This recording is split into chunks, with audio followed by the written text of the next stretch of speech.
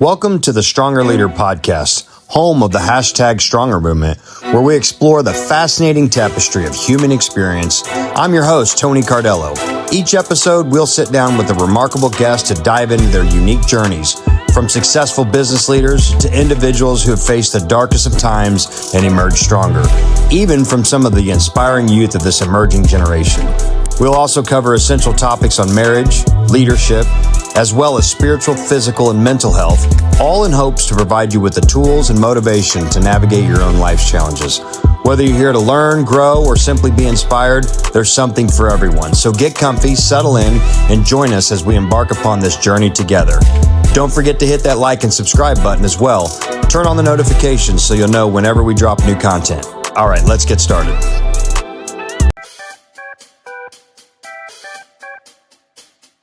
Welcome to another episode of the Stronger Leader Podcast. It's your host, Tony Cardello. The crowd goes wild. I'm here with my man and very, very interesting partner of mine, Donny Terrell. What's up, Donnie? Doing great. I got to tell you, you guys are really, really in for a treat. I got to chat with this guy, I don't know, about a month or so ago. A friend, Scotty, a mutual friend of ours, Scotty Sintez, introduced us. And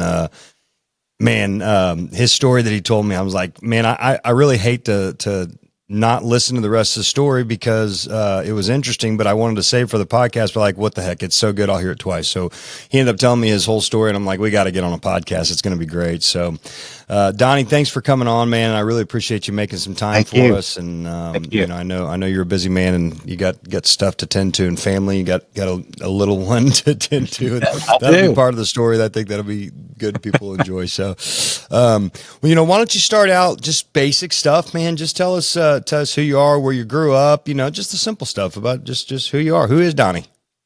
Well, I would say let's talk about me currently, maybe. First and foremost, I'm a Christian.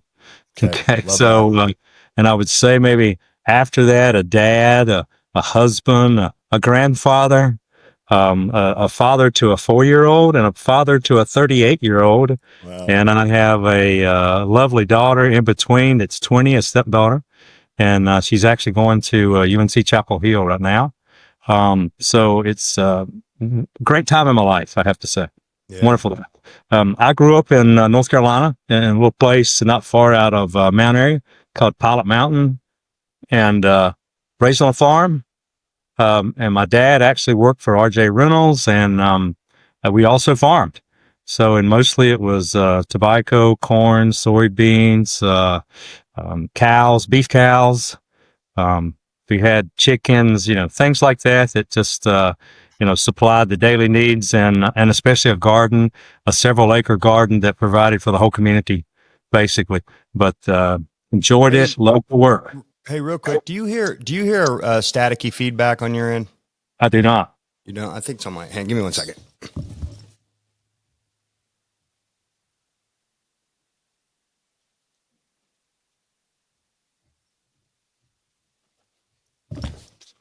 See if that helps. Nope, it didn't. That's all right. All right. Well, as long as you're not hearing it on your end, we should be fine. Yeah, I'm not. Okay, good. All right. So go ahead. So sorry. Oh, no problem. So raised on a farm, and off to college. I wrestled in college, and that's probably where, well, I know it's where Scotty and he was the Campbell wrestling coach, you know, for several years. I wrestled at Campbell 40 years ago plus. And, Scotty's almost the same age as my older son. So it felt like a father to a certain degree. Yeah. But anyway, we had that in common. Loved Campbell. Just loved wrestling. I loved sports. You know, it was something that you could show who you were, and it was, especially wrestling, it was just you and the other guy on the mat. So loved it. Going through life, and just progressed through life, through many different positions in many different fields. I got bored fairly easy with some of the fields, but ended up the last 20 years being a vice president of companies, and really really loved it and used all the things that I had learned through life, including wrestling, including sports, to be a leader. Yeah. Yeah.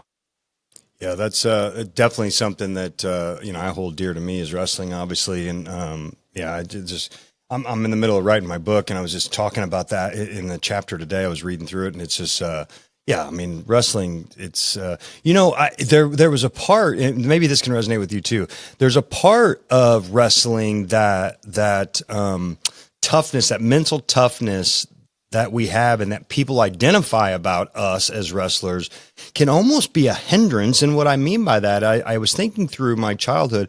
I probably was processing things and stress in my life, but didn't appear to have stress because I was good at it, right? I was good at being under pressure. Sure. But that didn't mean that I wasn't under pressure, right? It didn't mean that I was probably unraveling a little bit inside, but to the exterior, you're so used to dealing with it that, and people just think, man, you're a pro, and you could be just unraveling, right? I've always called it you focus. You've got such a narrow focus that you can almost do anything. Yeah. And through life, I've always been the person that if somebody said you can't do it, I was going to try to do it. And somebody just told in spite me, of them, right? just in spite, and somebody told me that somebody else was training at the same time, I was going to go train it. So it was one of those kind of narrow focuses that's great for some things, maybe not so great for other things. Right. Yeah, it could cause, no kidding, make us a little bullheaded, right? Absolutely, you're stubborn. Even though and really, I really know that the mind can, overdo the body. Sure. It can actually take care of the physical. The mental is so much more important than the physical. And you set your mind to something. The physical part is the least piece that is important. Yeah, no doubt. I think as wrestlers, we definitely tap into that resource that a lot of people, everybody thinks that, your body's worn out and you're done. And then it triggers that mental loop to shut down. But we have that, I say strength. Some people may say we have a mutated chromosome that makes us different, but maybe a little bit all the above, right? So anyway, well, tell us a little bit about your upbringing, because you're, the first thing you opened up with, which I agree is the most important thing, is being a Christian. Were you raised that way? Was that instilled in you as a child? Absolutely. I had some of the greatest parents, a mother and a father. I look back and, I guess through I was 18 years old, I had perfect attendance in church, 18 Europeans. So, we did not miss a church and our a session. And my dad, actually, it was a small church, about 150 people. And my dad was, a usher, a trustee. We mowed the yard. We painted the walls. We, whatever it trimmed the trees, whatever it cleaned the gutters. So, if the church was open 3 days a week, we were probably there 5 days. So that's the way it was. And, everyone says that, maybe they were on drugs, but, I was drugged to church, most of the time. So, my upbringing was very narrowly focused in a very good family, a very good supporting church. I gave my life to Christ when I was 13 years old. And, it was, it wasn't, I would say a dramatic change like you might see in some people, because I was already in church. Yeah. Right. So, but enjoyed it. Great family. Got a sister that really supported me, and I've supported her. So, through life, and my mom and dad passed away about 2 years ago. Okay. And my mom passed away 99 days after my dad. And that ought to tell you how close knit that they were. So he really couldn't live without him to a certain degree. Yeah, that's kind of a beautiful thing, right? Didn't have to be. It is. Have to be long without each other. My wife, she tells me, because she was a nurse. She still is a nurse, and she started off to get on her resume just to do some aid work and stuff as she was going through, graduating high school and getting into college, and then starting to try to build up a resume to get into nursing school. And so she worked in a nursing home and some hospice care and things like that. And she said, a lot of the times when you would see the women, the wives die first, the husbands didn't go long after, and they were just like completely lost. And sometimes when you see the husband die first, the wives kind of live their best life for a little bit, they're usually the caretakers, and they kind of, Sure. Yeah. yeah, Absolutely. yeah. My, So, my, so my dad took care of my mother the last 4 or 5 years. did okay. So yeah, so that was the other way. Well, that's great. I love that. It's that's still alive, and there's still people out there that have that, and I just think it's remarkable when people have 40, 50, 60 years of marriage. It's cool. Yeah. It's cool, and the reason why I even think it's cooler is because it ain't easy. And it does take work, and so when you hear that, it's pretty remarkable. Okay, so tell us about wrestling. When did that become part of your life? Well, wrestling was a byproduct to a certain degree in high school. I didn't start wrestling until I was a sophomore in high school. Wow. And it wasn't in this area of North Carolina. It was very rare that you had, elementary, junior high. They really didn't offer wrestling. So the first offering wrestling was when you were a freshman in high school. And I was a football player, and I was playing varsity football as a freshman, a soaking wet, 125 pounds. And I got hit, carrying the football by 3 big guys that were very much twice as big as I was. And I broke my collarbone. Oh, man. So ended up that, I started lifting weights after that, but I would miss that next season. After the season, the sports season after the football season. So, ended up playing baseball after that. But then, next year played football. I was fairly good at football. And then I started wrestling, and just really to try to help my football. And, of course, the first, year, I got beat many more times than I won. But I was strong, and I was sort of hard to take down and hard to beat. But then did you go to a private school, like a Christian school? No, I went to it was a public school. Okay? Public school. And we were good at sports, all the sports. So it seemed like ended up I ran track. I sort of because the only reason I ran track was the track coach seen me run and says, "You need to run." And, and I ran track. And and then I started back with football, and, everything was, really, I had several school records running track. I had, all conferences, football, offense, defense, wrestling, it came around very well. And I didn't think I was big enough to go to college and play football as a 50, 45 pound wrestler. You think you needed to be 245. Yeah, but, right. And I was, a linebacker and a lineman. But anyway, so I just chose wrestling. I chose wrestling as a sport. And I'm glad I did, because like we talked about earlier, mentally, that's a sport that teaches you so much and pushes you beyond the physical. Yeah, no doubt. Which you can, it's wild how wrestling up until just recently. Are you familiar with that RAF, that Real American Freestyle that they started doing, the league, yes, that wrestling league? So up until then, just now, they never really had a professional outlet other than if you wanted to get into the UFC and fight. You never really had a professional sport to go on to after college to earn a living in wrestling. And I always hated that for wrestling, right? It was something that was always stuck in my craw.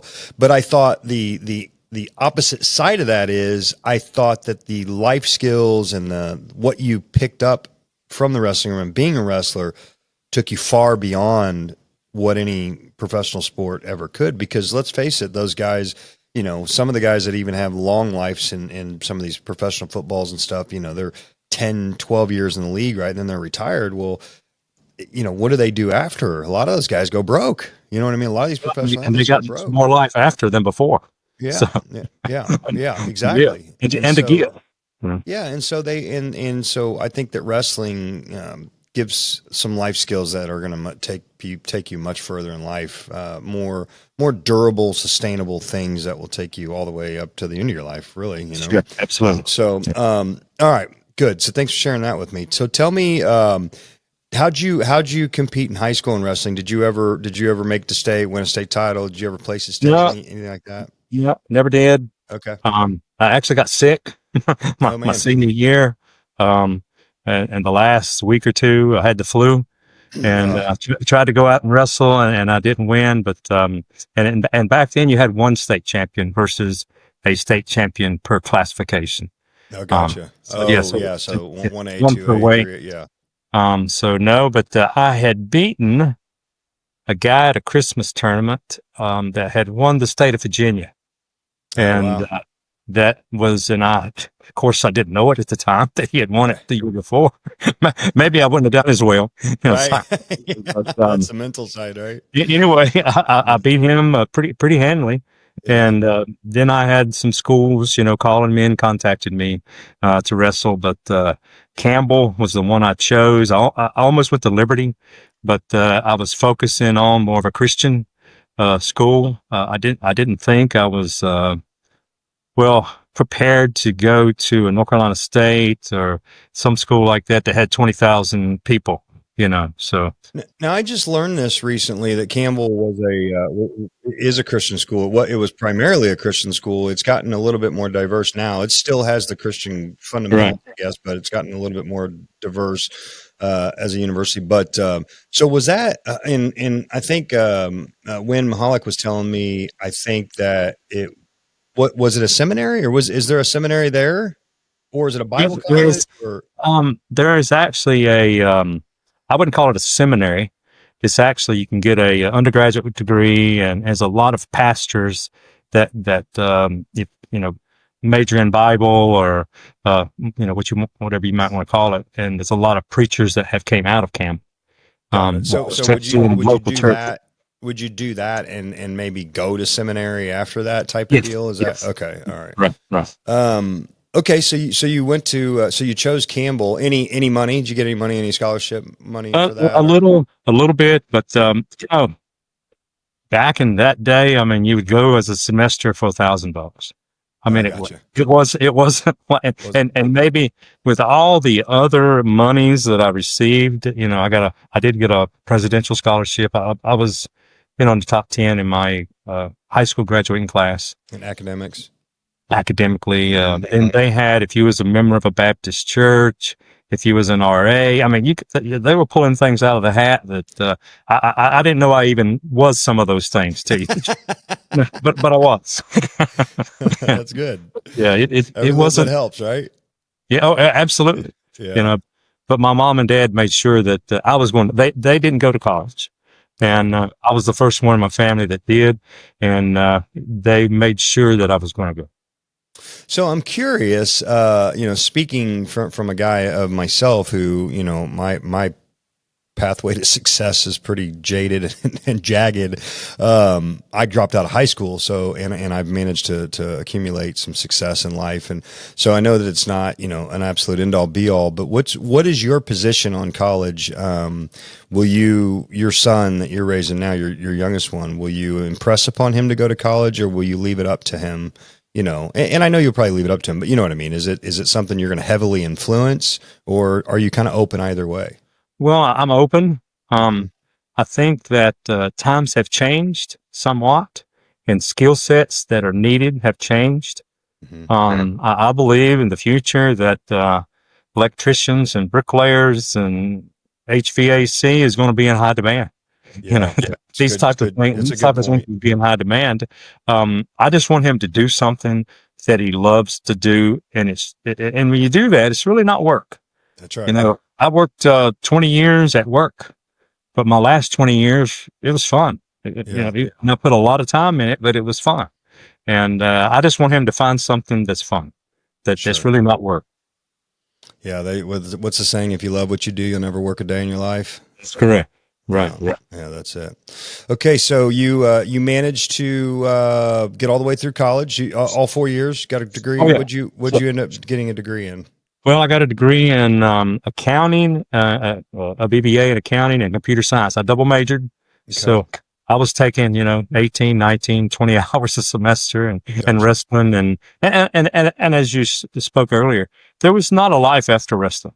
There was not, and I wasn't necessarily Olympic material at that time. There's one that goes in your weight class right every 4 years. So, you had to start thinking about what you're going to do after life, after college. Yeah. And so I did fairly well in academics. Got a job, and after that, I actually went back and got 2 more master's degrees. Okay, what are those in? Well, one's an MBA and one's a master's in project management. Got it. So I did that, and I went back to Villanova and actually got a degree. It's called a master black belt, Six Sigma black belt, and which took me a couple of years, and I probably used that more than anything, really, throughout my career. Now, tell me what that is. Particularly, I've never heard of that. It's a business. It's Six Sigma, and really it teaches you how to lean out businesses, how to have very good processes, how to eliminate waste, these type of things, and that really makes a business hit on all cylinders. And I was very fortunate that I got to put that in practice in several companies, and it became very successful at that. And so it was something that if you're good at it, I always say, if you got big legs, you must love leg day when you lift them up, right?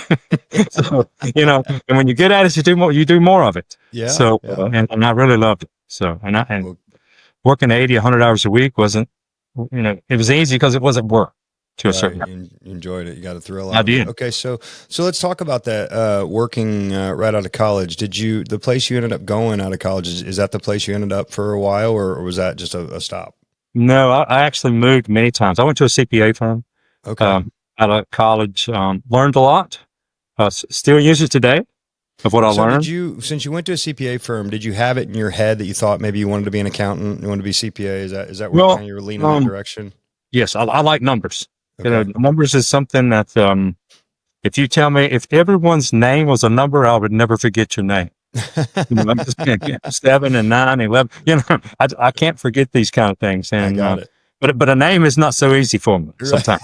But anyway, numbers was it. I did like accounting. I learned a lot, but at that time, it was really difficult because come January the 1st, through April the 15th, in most accounting firms, you think 50 hours, 60 hours, 70 hours, and it was just numbers. Yeah. Right. And it's like the Matrix after a while, you're just seeing numbers. Absolutely.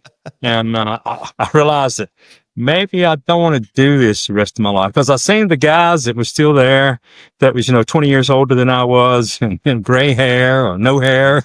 I mean, it was you didn't miss an hour during that period of time. Yeah. But it was, I says, I don't think, and I went to an airline after that is what I did. Okay. All right. So let's talk about that next. Well, your career. I mean, tell me your career path here. So after that, you went to, I went to Piedmont Airlines. Okay. I loved it. I love the airlines. I spent 13 years at the airlines, which, U.S. Airways actually purchased Piedmont Airlines, and what was your position there? What did you do there?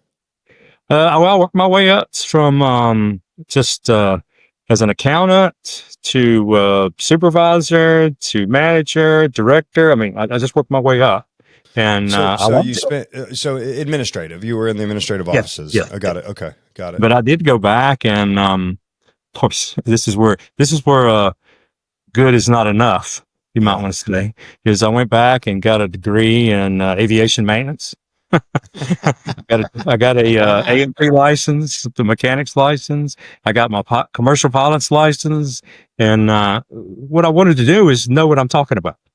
As I was doing, and that's I was one of those people that could do a little bit about everything, knew a little bit about everything, and it was really a great place to work.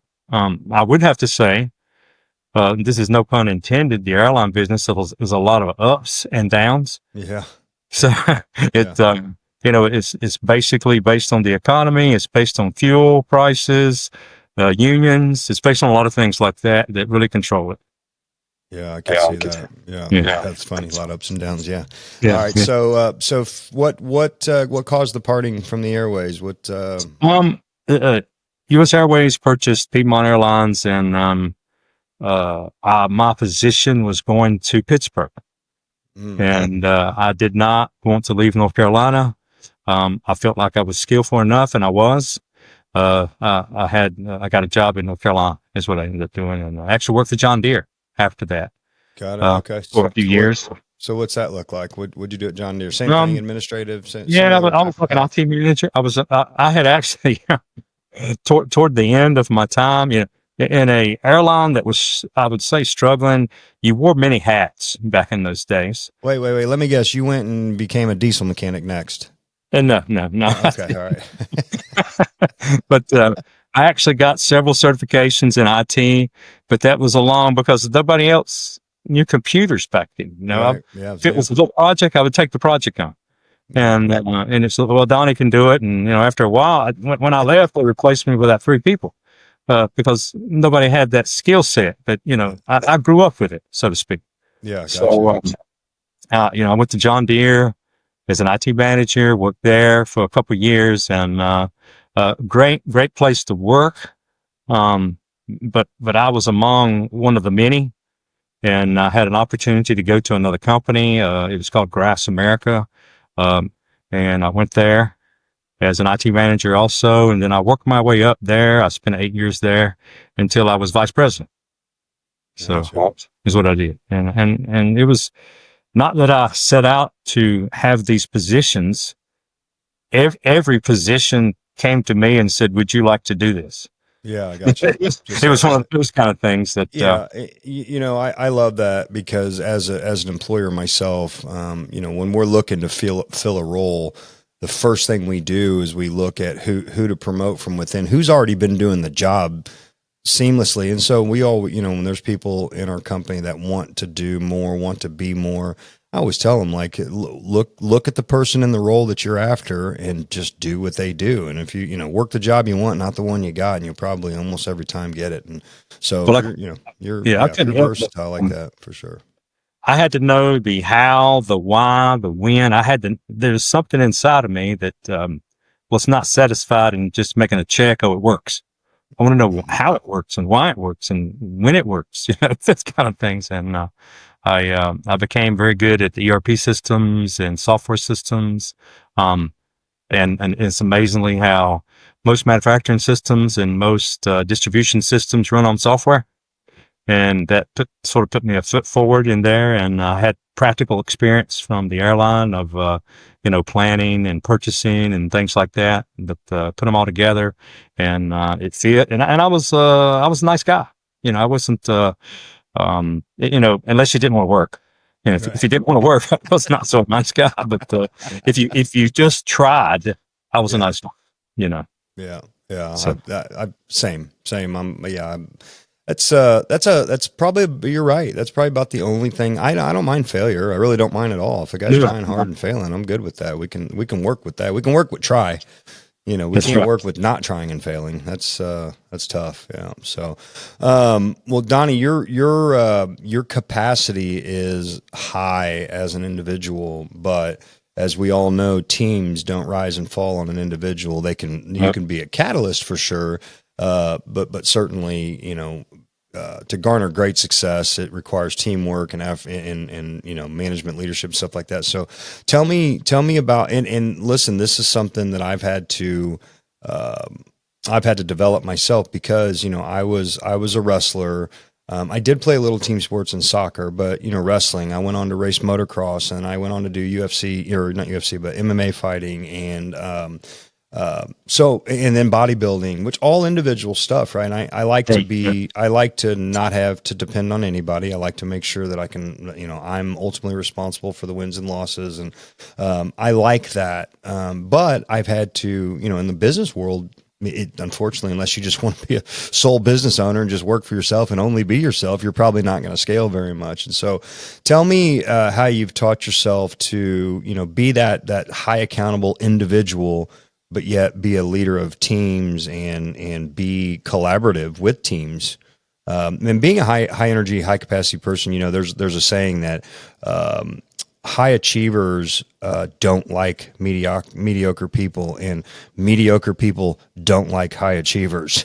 And so how do you navigate that space? Because you're obviously a high achiever, and like you said, if people don't work around you, that could probably get in your crawl real easily. So, how do you motivate others? How do you raise up that mediocrity level to stop it out? I think, first of all, one of the most important things that I had to learn, I actually took some classes in it, got some few certifications in it, was what I call emotional intelligence. Yeah.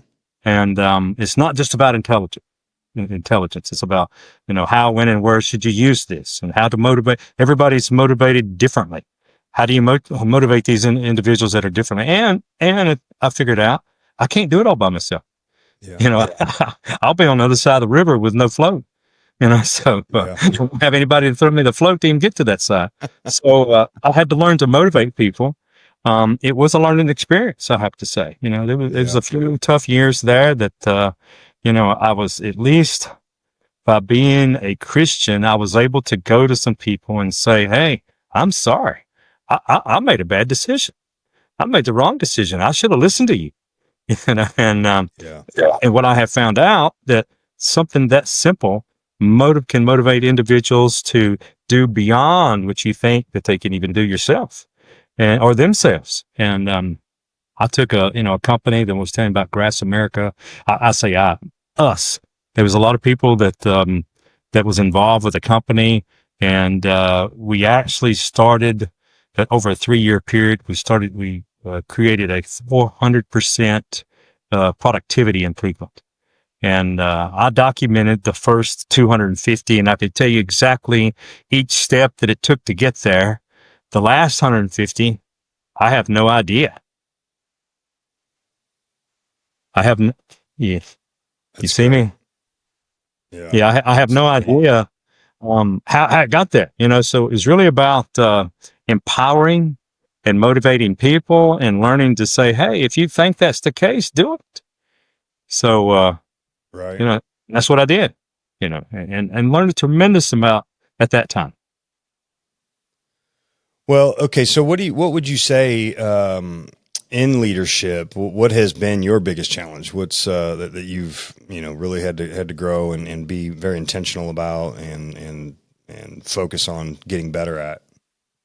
Well, I was pretty adaptive, but, I actually had a test done. It was 2016. The company I worked for was a European company, and they tested all the presidents of all their companies, and to just get an assessment from a company in London. It's about a $10,000 assessment, and they found several things that I had no idea about myself, and basically exposed that. But the biggest thing, and I could see it.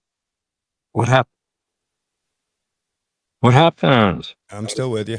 Oh, you are? Yeah, I'm with you. Okay, I got you. The biggest thing that I learned, and I think this even goes back to childhood, to my life, was I felt like I was always considered an underdog.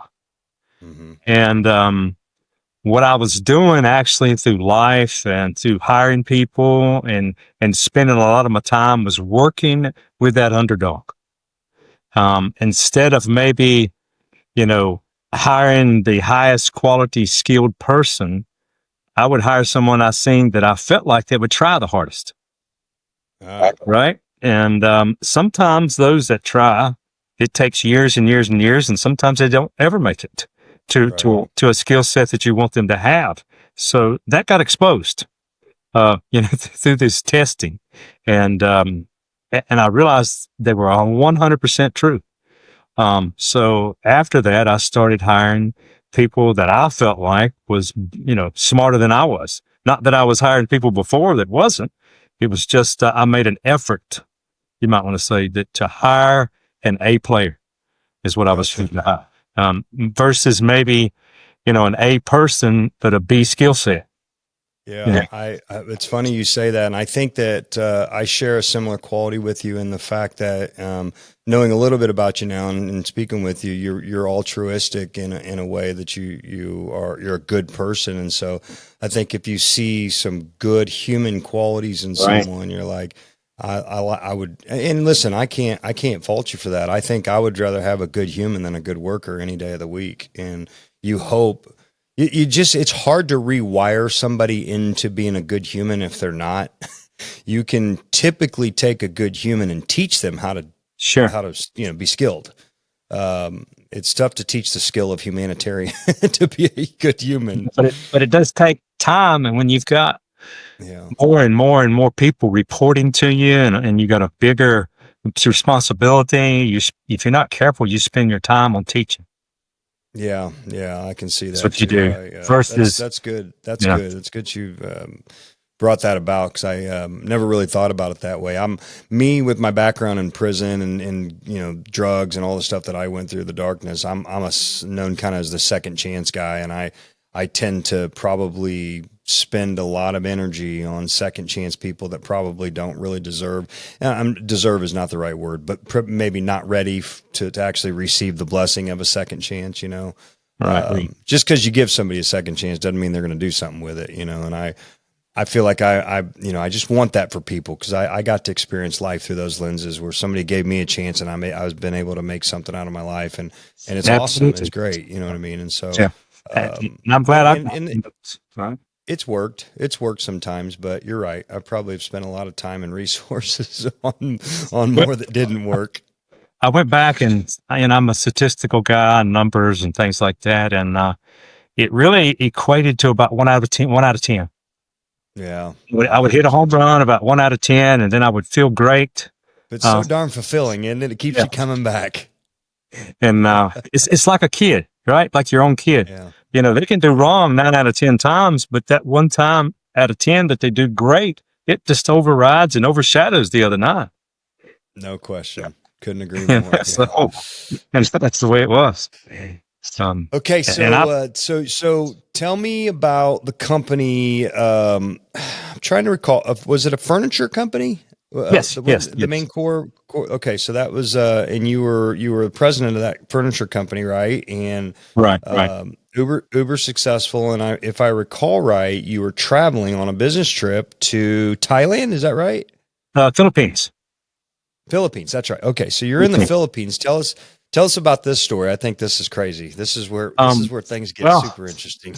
This is one of the things is for 10 years before this, I've been traveling 250,000 miles a year and, going places and, drinking some bad water and things like that. Just happens every so often. You learn so much by traveling into third world countries of, don't eat a salad. Do not have ice cubes. Make sure you have the glass and pour it from the can or the glass, those type things. And, but 2018, December, I was in the Philippines, and I was out in the plant, and I was a sponsor for this particular project. We were doing an ERP project. Again, I'm the president of the U.S. version, and then I'm sponsoring this software project just because I know how to do it, so to speak. And so I go there, and I had been there like 6 times that year. But this particular time, I was out in the plant, and my stomach was killing me. And I went, something's not right. And again, I thought I just had some bad water, or things like that. But come to find out, it was much worse than that. I actually asked, I had if you're in a third world country, usually you want a driver to drive you to these places. You don't want to drive your own car because you won't know how to get anywhere. But drove me back to the hotel. Within the next few hours, I actually called the managing director that was over it was in Cebu in the Philippines. The city was Cebu. And he came to the hotel and see me, and I was in one of the most, as a wrestler, how to take pain. I mean, that's just one thing that you do, and you just push it to the side. But right. I believe I was in the most pain I'd ever been in my life. and don't get sick in the Philippines. That's one thing I would give you advice for. You have to pay the ambulance before they come to get you. There's no COD here, no cash on delivery. No, cash no, on no. front. And when I went to the hospital, you had to pay for your room and all the expenses every day with a credit card. So, Oh but my but that's God. just the Philippines. But ended up to try to make a long story short, I had acute, severe, necrotizing pancreatitis, and that. Come to find out later, of course, it took a few days with Filipino medicine. It's not the best. But come to find out I would say a couple months later, if I was in the United States, I had an 8% chance to live. And, being in the Philippines is a zero. Nobody lives with this. And, so, I'm a kind of, I would assume that the word necro in any sort of diagnosis is not good. no, what it is, of course, I didn't know what the pancreas did. You know what I'm saying? Spend most of your life and trying to be healthy and all this kind of thing. And, don't know what some of the body parts do. But, necrotizing means it's eating itself. The pancreas was eating itself, and it's one doctor described it as the fastest cancer you can possibly have. And that's basically what it is cancer of the pancreas, and it's just eating itself. So, of course, it took a couple of days to figure out in the Philippines what I had. And, they really, like I said, they don't know how to treat things like that very well. So they just, try to treat you in a way of the symptom, maybe versus what the root cause is. And, Gotcha.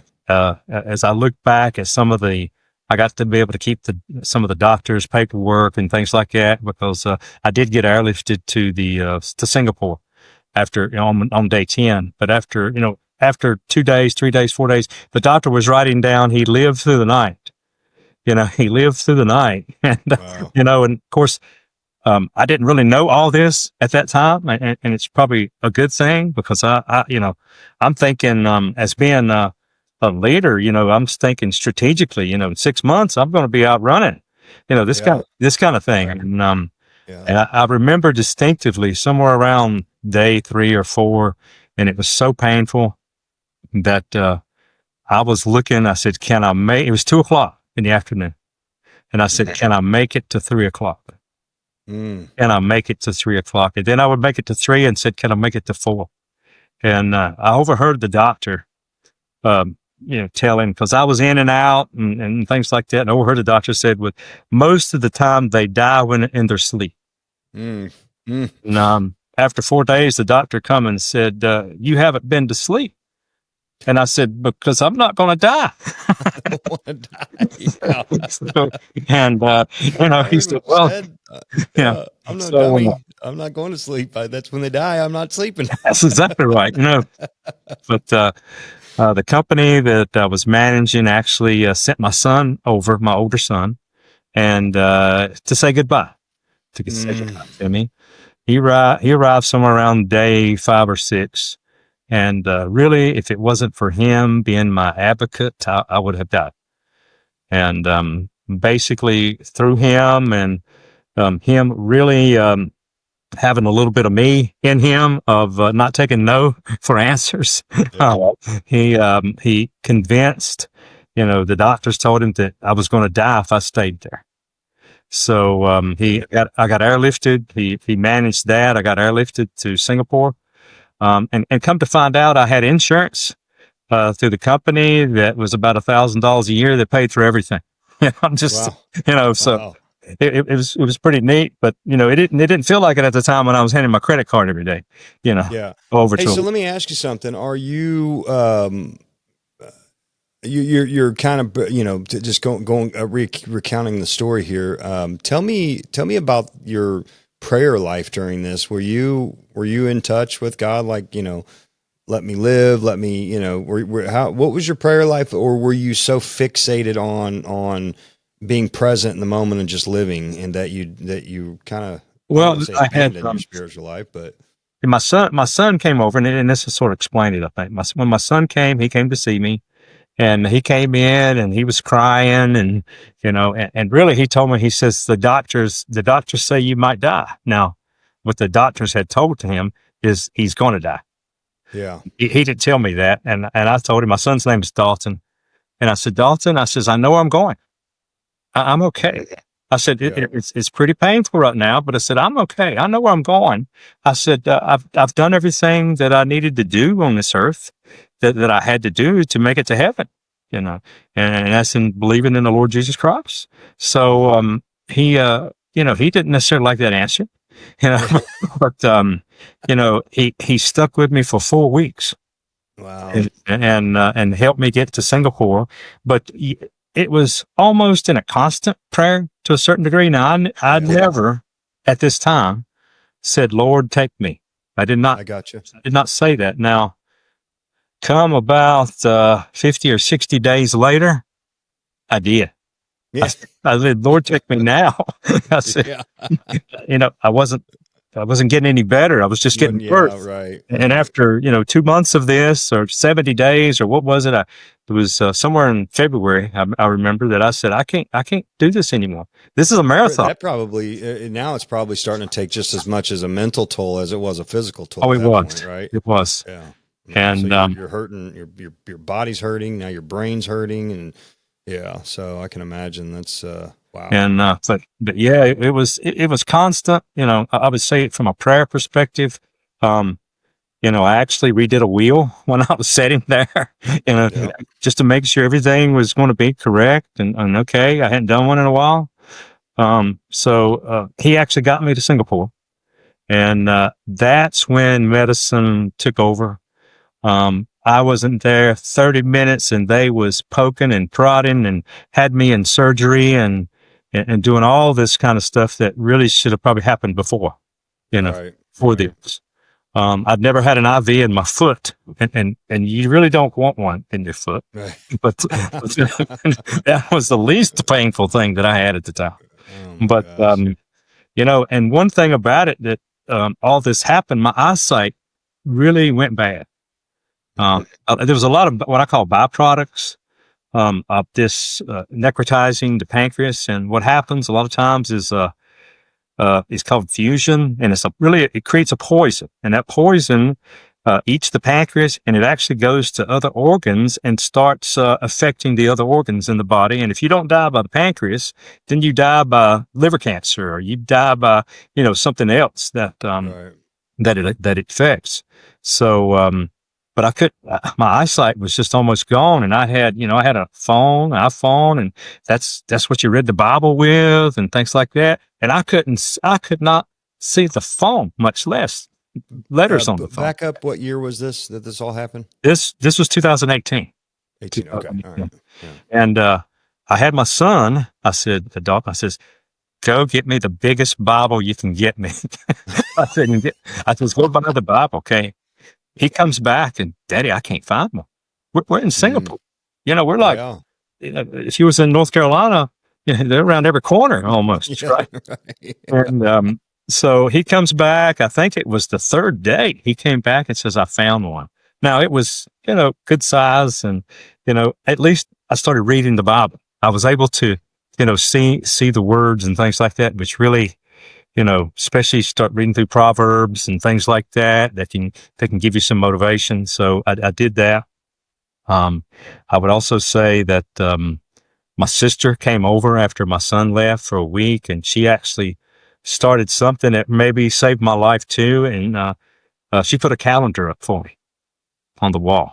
And because at some point you don't know what day it is. You don't know what Oh yeah. date it is, what month it is, Harlow. Yeah. uh, Right. when you Right. go through these things, and I use that later on as motivation. But basically in Singapore, what they did was, to drain the fluid out, because it was creating this poison. They put 11 tubes in my body. Oh That's my like gosh. I don't want to say a quarter-inch tube. And I remember when the doctor said, he goes, Mr. Terrell said, this is going to hurt. And when they start out there, the first sentence, you got to be careful. But he said, I can't numb as far as I need to push this in your chest. And because they would just do the surface, and I have a big old hole right here in my diaphragm now from that tube. And I had 11 tubes sticking, and it was drawing the fluid out, basically, is what was happening. Mm-hmm. And because my belly was getting really big, and that's for that, poison. And I would, it was a constant going in, and they would find more places in my stomach. And I say 11 tubes over the course of 20 days, in my body. So they was going in almost every other day and putting another tube in, to draw this fluid out. And, I was there 27 days. I was in the Philippines 10 days. I got airlifted to Singapore. It was a pilot, a co-pilot, a doctor, a nurse, and my son in the airplane. Yeah. And it was about a 3.5 hour flight. I don't remember going through customs. They got my passport, and I'm laying on a gurney. So got to Singapore, and somewhere around day 27, and I'll have to say this: I was not able to do anything.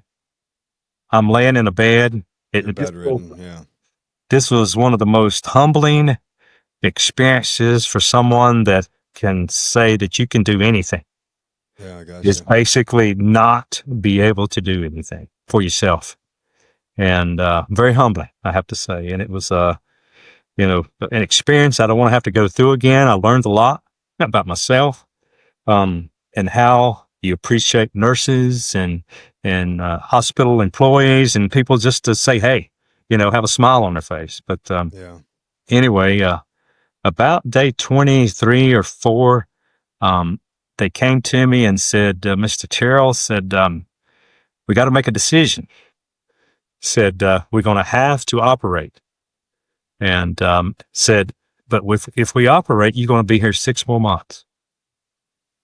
And I said, I didn't want to, I'd already been gone at this point, counting my time in the Philippines, 10 days, I'd been gone about 40 some days. Mm-hmm. And so I said, I don't want to do this. I want to go home. I want to go home. United States, right? Yeah. And they gave me a series of things that I had to do physically. And one of those things was I had to walk 50 feet with a walker. Now, I hadn't got out of bed at this time for 33 days. Okay. And I remember saying to myself, I can do this. Let me just get me up. And I remember just sitting on the side of the bed. And because I had been lying down so long, I couldn't sit up over just a minute or two because the room was moving, So I started, and I had to have help, getting onto the side of the bed. But the day before that we had this thing scheduled, I was able to walk 50 feet with a walker, and that's all I could do. So, and that was all the strength that I had. And, but, along with, it was some medication, some other things, but I flew back in a doctor flew back with me in an airplane, a normal plane. I did get to ride first class because I basically was lying down with, So the 50 feet was your test if you could make it down to get on the plane, right? That's correct. Make it. The planes, you couldn't get a wheelchair in the planes, the aisles. So you had to be able to go 50 feet with that. And I got wheeled to the plane door, basically, and a doctor flew with me. And then I had to take a walker, and basically, now I'm talking about 50 feet with a walker. Yeah. This wasn't 50 feet on my own. I couldn't have done that. The mind can do things that the body can't, but at this point in time, I'm not sure that I could have done that. But anyway, I did. The doctor flew back with me, looked after me. I hadn't had any food since day one. I was being fed through an IV. Mm-hmm. It had centrals that were feeding me, catheter. I mean, anything and everything, 11 tubes, sticking out. Yeah. Everything poked in and out and everything, and sideways and every which way. Yeah. And I'm sure that some of the people on the plane, was looking at me, like, what is this guy? What's he, Right. you know, but, anyway, I flew back and I did have a choice to, which hospital would I want to go to? And, they were talking about Chicago, and my son was trying to help me also. Northwestern, there was, hospital in New York. And anyway, Duke University in North Carolina. It's one of the pancreas centers in the United States. So I said, I was a Duke fan. So There you go. obviously, even though my, son graduated from Carolina, my older son, and my stepdaughter is going to Carolina now. So, and my sister graduated from Carolina. So, I've always been a loner, but, anyway, we went to Duke and I flew into Raleigh, ambulance. I spent 27 days in Singapore, and, my son wheeled me out of the hospital room once, and it was 100 degrees and I couldn't take that heat. And, just a few minutes, I had to go back in. I couldn't, I was sitting in a wheelchair, but I couldn't set up very long on account of that. So I made it to Raleigh, then Duke University, where I spent another 71 days. I had, operation to remove my pancreas every 4 to 5 to 6 days. Had 12 operations is what I did. And, I kitted the, operational room. Take it out in pieces? Yeah. They took it out in the pieces that were necrotizing, and it was the dead pieces of pancreas. That, if you didn't take those out, apparently it would spread faster. It would spread faster. So they won't, that cancer would spread faster. But, anyway, I kitted the, operational group because it was the same group I went to. I says, do I get frequent flyer miles for this? Or just, it was, I kept my humor, throughout the process. And these operations were, I would say, they last a couple of hours. And sometimes it felt like the entire football team ran me over and tackled me and speared me with their helmets. And the first time I said, y'all dropped me. When did you drop me? Because, I was so tired and so sore, but, that's just, operating on your body. But, it was probably about midway. I'd lost, at that time, about 40 pounds. I had lost about 40. I was only being fed through IVs. And this was probably around February-ish at time. And, I said, I wasn't getting any better. I was, still scheduled for more operations, and, I didn't see really a hope, and I was medicated and all this stuff. And I just said, Lord, it's not worth the endurance to do this. I said, and, that probably lasted a couple of days is what it did. And, I ended up putting a calendar on the wall. And this is where I really got some of this from my sister, that she did it back in Singapore. And I started putting a calendar on the wall, and also, between my family, I don't know, I think I ended up counting 30 or 40 churches that were praying for me, through this process. And it was really because of family members going to different churches. And, I had over 500 cards sent. Oh, wow. And, I had the nurses and at the time it was a friend, who later on I married. So, if she could put up with this, she can put up with anything. Right. So, and love her to death, But now your wife now, was one of the nurses at some point in this process, right? Or no, caretaker? no. She was a friend. She was just she's a friend in the healing process. Yeah, she was just a friend. Okay. And, I don't even think you would call it dating. Maybe you would before all this happened, but a friend is what I say. Okay. All right. So you guys already had a friendship before. Yeah, we did. Okay. All right. And, she kept coming to see me in a hospital, and it was an hour drive for her. And, I told her what it was. I remember you telling me she spent a lot of time with you in the hospital. hospital. And I told her, I said, you need to stop, because I'm probably not going to make it. I said, I'm not worth it. What are you talking about? Don't get yourself too attached. Yeah, you're going to blow a bunch of gas money. Yeah.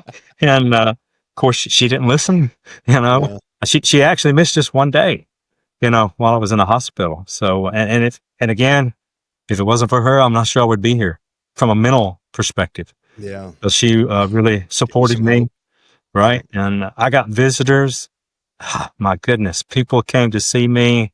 Every day I got visitors, multiple visitors that encouraged me. And, with those, I had those cards taped on my wall is what I ended up doing.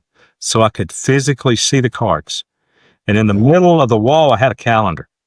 And, I remember the doctor coming in one time and I would date, 2-3 weeks out, I would color one of the dates like green because I'm a stoplight kind of guy. Yeah. And so I'd color it green. The doctor comes in and says, what's this green for? I said, well, that's what I'm getting out. And he said, well, who told you that? Yeah. Oh, I said, I told myself that.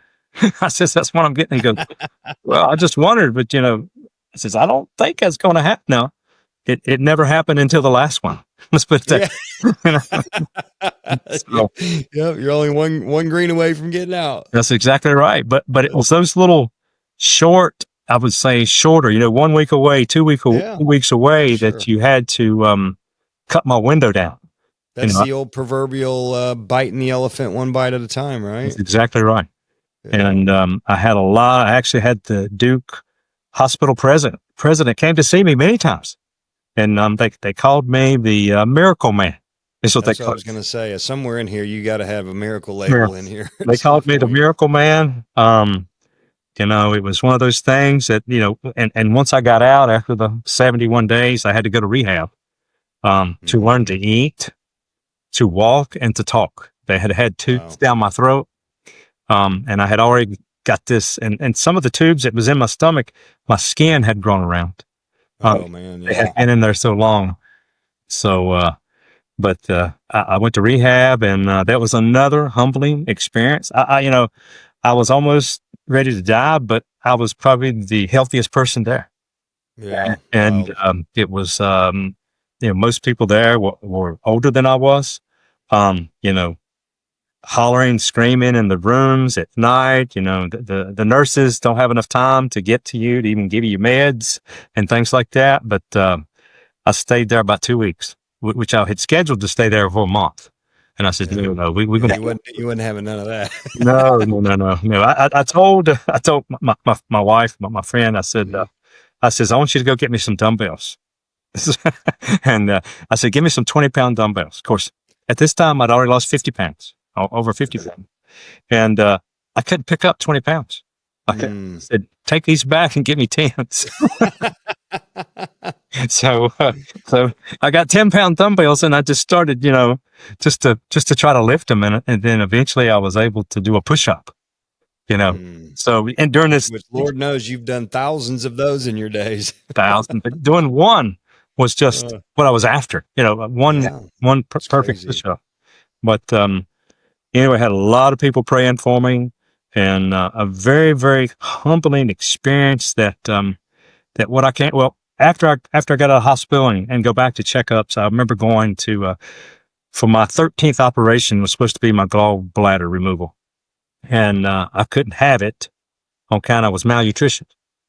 I had to wait a couple more months before I was able to have that operation. And the doctor, it took a pretty good while to be able to see me, and it was fairly late, like an hour and a half late. And she told me, she says, I've been looking at your records and you've got a lot of records. And I went, yeah. And she says, I looked back and I looked at all your numbers, and she said, your liver numbers one time says, I just want to see you. I just want to see you first of all and see this Miracle Man. But your liver numbers were so high that we've only said nobody's ever lived 2 weeks after these liver numbers that's ever been here at Duke University. Of course, thank goodness I didn't know it at the time. Right. I knew the doctors were, at different times during my stay, they weren't telling me a whole lot, and they was doing a lot of running. You know what I'm saying? And the lights were flashing and things like that. Yeah. But anyway, what I can say through all that is it wasn't me, is what I can say. It wasn't within my strength, because nobody has done that, has ever done these things. So it had to be God. had to be our safe. So I give him all the credit, through this. Yeah. That's, man, that's such a good story. I can, like, as I sit here and think, the only thing could have made that story better is if you were an atheist going into it and then you found God. But gosh, yeah, I mean, and all I'm thinking about this whole time is this man's man, this high earner, high capacity, high achiever, just a guy that's accomplished so much on your own accord. I mean, certifications and degrees and just success upon success, and then you're reduced to nothing. Yes. Yeah, man, I can imagine how humbling that would be. And quite honestly, I think that your spiritual grounding is really what's probably, and no doubt in my mind, is what's giving you the ability to mentally bounce back from that. Because I think that a lot of people could go through some trauma like that, realizing that they're not as tough as they were, and Sure. and not bouncing back. And I think that you probably have this element of, I wouldn't say invincibility, but an invincibility in God, right? Like like just it says in Philippians 4:13, or I think it's I could do all things in Christ, right? And that's my goodness, right? You beat death literally. Well, you learn that God did, I guess, right? absolutely. You learn that, the things that I would stress before, the stressors in life, you learn that those things are not all that important. Hitting them KPIs and those quotas pale in comparison to No, trying to hit and one more hour. I was a person that when I had 30 KPIs, I was going to do 29 or 30. That's just the way it was going to be. I wasn't going to be unsuccessful in any of these types of things. And so I was worked long enough and hard enough to achieve them. But when you know that your work can't get you there, and I'm saying that in a relationship, the work can't get you. There had to be God. I don't stress over some of the things that I used to. I don't really. Yeah, that's good. And life is the best I've ever had it now. Life, and I'm not, I don't want to go through that again. Don't get me wrong. Right. But I'm a different person. It has taught me so many things that I think I can help others, through this. I was actually able to, the Lord allowed me, and Duke, I led the third shift nurse to the Lord. That's great. But through the course of several weeks of discussion, he it was a he, and he said, says, I've done too many bad things in life, and he don't want me. I says, well, you're right there with me then. Yeah. Right. So, but it took me a while, and with the Lord's help, he got saved. But funny, two guys sitting there chatting, both getting saved in very different ways by God. Amen. That's really cool. That's awesome. So, Donnie, tell us what's life after death like, man. What are you doing these days? Are you still working? Did you fully retire? Are you doing something business wise? You dabbling? Gambling? Is that what you say? Yeah. You dabbling in some business? Oh, dabbling. Dabbling. I have not gambling. Dabbling. I thought the gambling. No, not gambling. I have, after I was able to, it took me a couple of years to be able to get over this. And I say over this, I'm not over it today. I still have what I call peripheral type stuff, blood thinners, and somehow it gave me migraines and, AFibs and all the things that you never, you think you have to worry about. But, I consulted for a good while to many companies and businesses to be able to help them. And then I have, recently, my wife and I have started a couple Airbnbs on the way to doing a wedding venue. Cool. We're heading to right now. And but I love it. I got this little 4-year-old. Can you believe it? Yeah. I've been on an airplane a few times. I remember one guy was saying he's 57 and got a 7-year-old. I would say that's nothing. Yeah, that's cute. That's child's play. That's right. I says I'm 63 and I got a 4-year-old. So and my wife's 44. So it wasn't as if she wasn't expecting it either. Yeah, that's at this time. great. I love it. But he has been a blessing.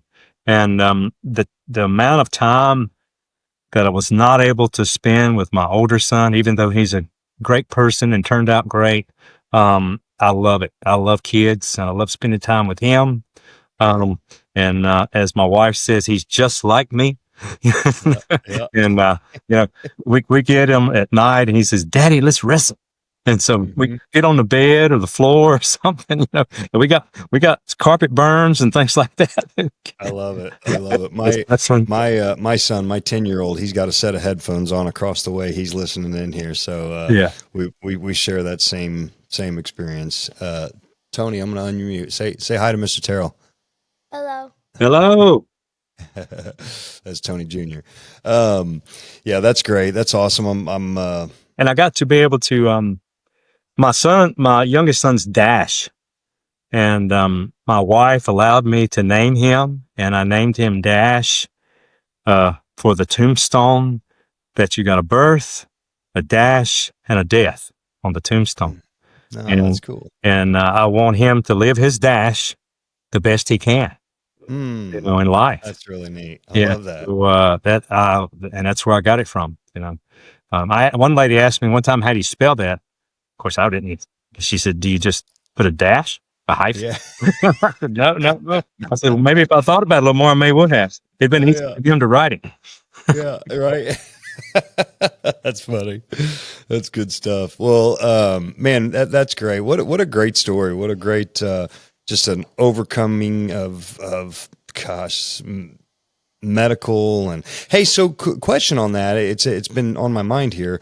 Any you have to be a case study at this point in the medical. Have they done any more research on your condition, going back through and finding maybe some areas of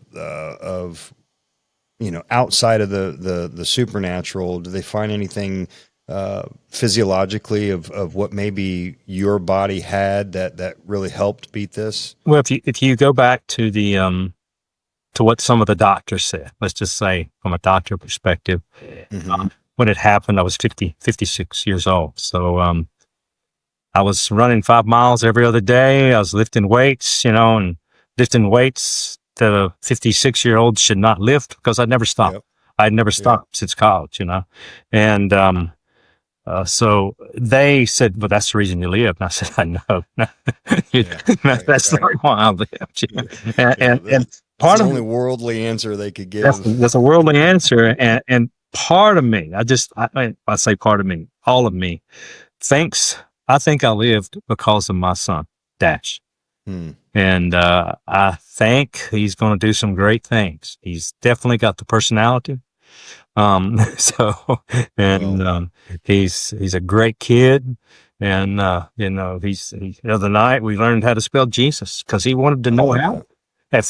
He was 4 years. He's just turned 4. And, so there's never a night we don't read the Bible, and matter of fact, we had to add the one you told me, the app. We added that too, so now I've got 45 minutes every night. Remember the Bible, the kids' Bible that we used to read every night? He's got his son reading that now. I'll send you a clip of my son. We had these I am statements that we posted on the wall right on the way out to the garage, and me and my wife and the 3 kids, we would stop and we'd read them all together. I'm a great mom. I'm a great dad. I'm a great brother, great sister. I love Jesus, and I'm going to make a difference today in someone's life. And we used to recite all these every single day on the way out the door when they were little. And I got a video clip of him when he was just a baby. He could hardly talk, but he was trying to say, "Well, Jesus." Well, he asked me just the other day. He says, "How can I glorify Jesus?" Gosh, I mean, at 4 years old, brother, you're winning. Hey, you're winning. Like if anything else in life, any national championship or anything else there was ever, you just won it. When your son's asking you how to glorify Jesus at 4 years old, you won. Yeah, I mean you can mic drop. You can mic drop on that one. Well, I think that anybody that sees him and knows him knows he's.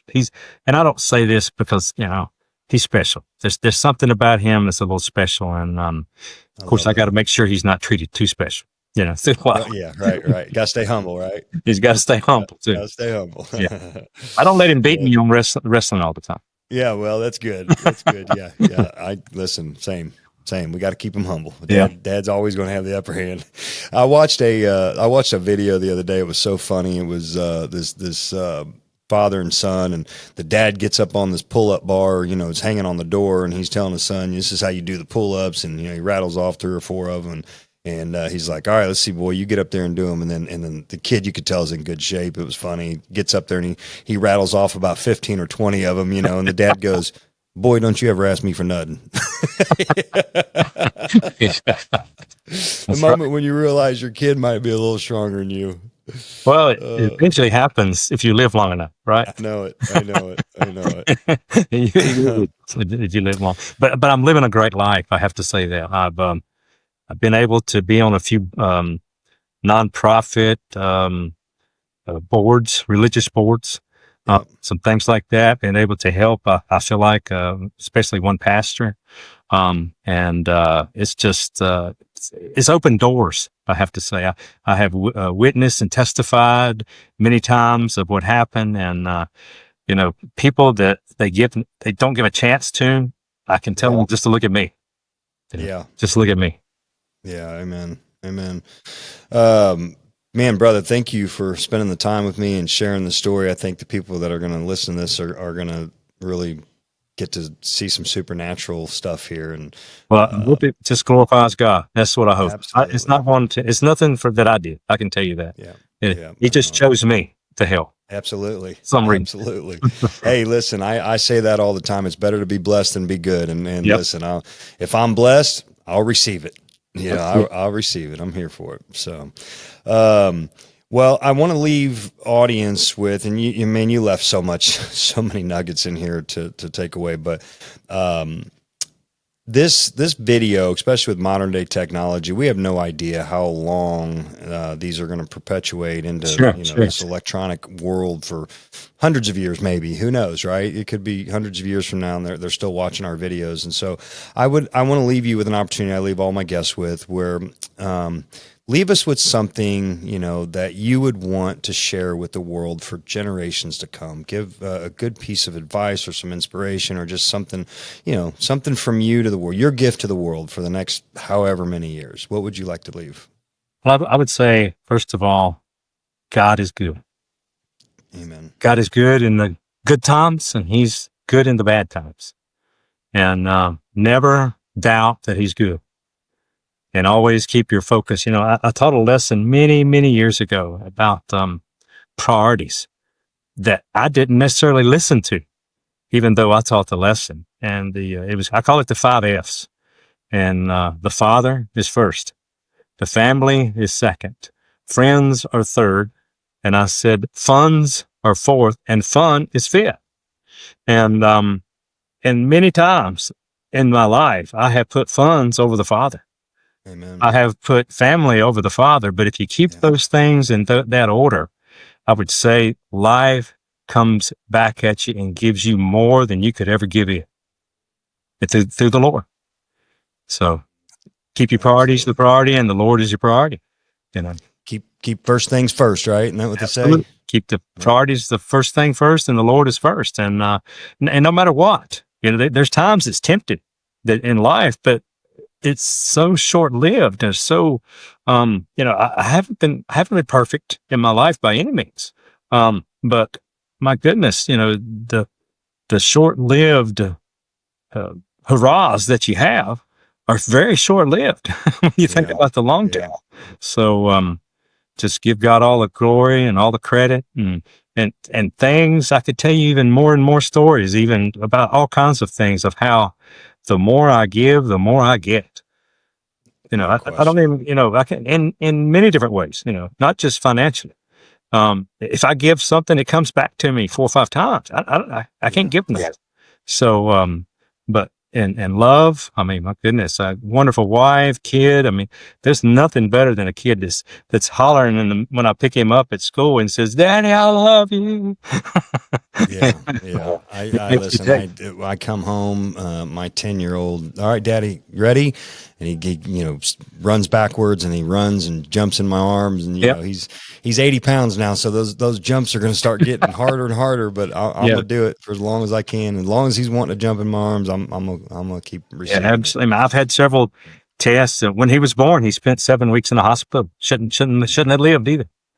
And so do the whole thing. I ended up being in the hospital the same time he was. I had another pancreatic attack. I could go on and on and on telling you these things and the Lord has taken me through every one of them, and he's provided more than I could ever imagine. Well, it's the miraculous works of God in this is his fingerprints are all over this story, as it usually is, right? His paintbrush is wonderful. God doesn't do anything halfway. No, he doesn't. He doesn't. He's perfect, right? He's perfect. It's his ways are better than ours. And what's really remarkable that I think is awesome, and I commend you for, is the fact that number one, you recognize the source of all of that.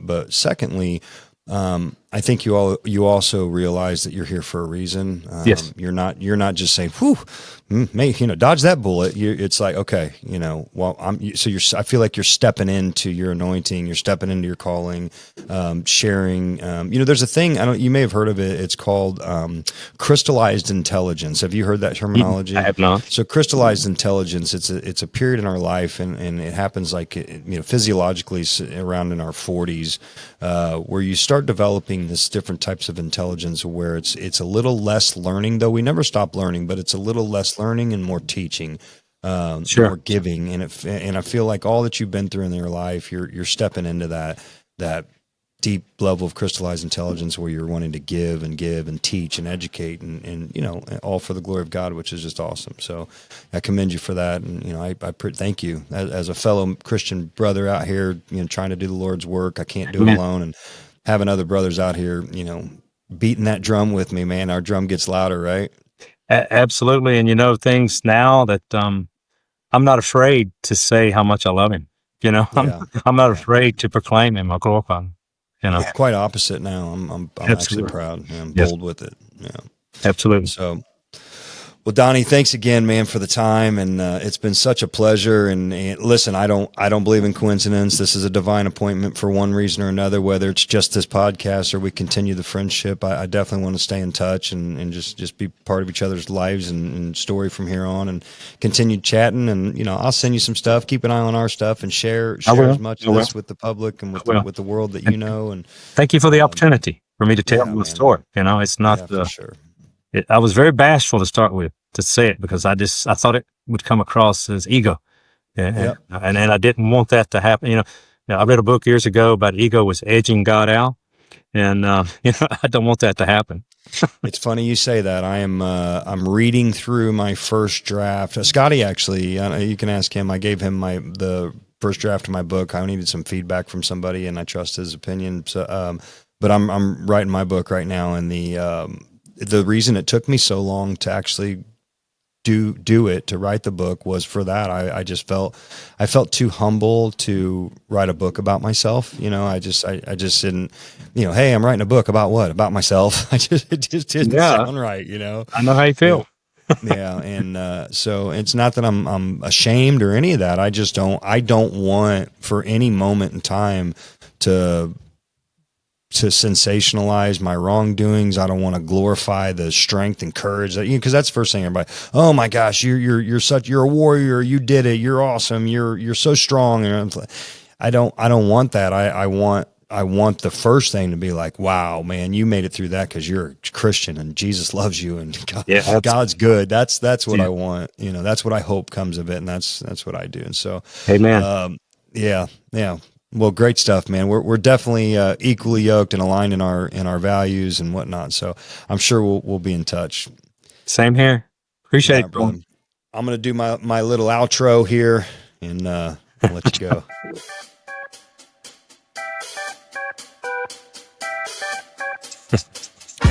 It's another successful episode of the Stronger Leader Podcast. Donnie, thank you so much for sharing your story, brother, and God bless you and all that you have to come and your little family. And, I pray a special blessing over Dash, that he goes on and is a strong man of God and does big things. Amen. Thank you. Yeah. As always, don't forget to hit that like and subscribe button and turn the notifications on so you get alerted on all of the new episode drops. Be good, be blessed, and be stronger.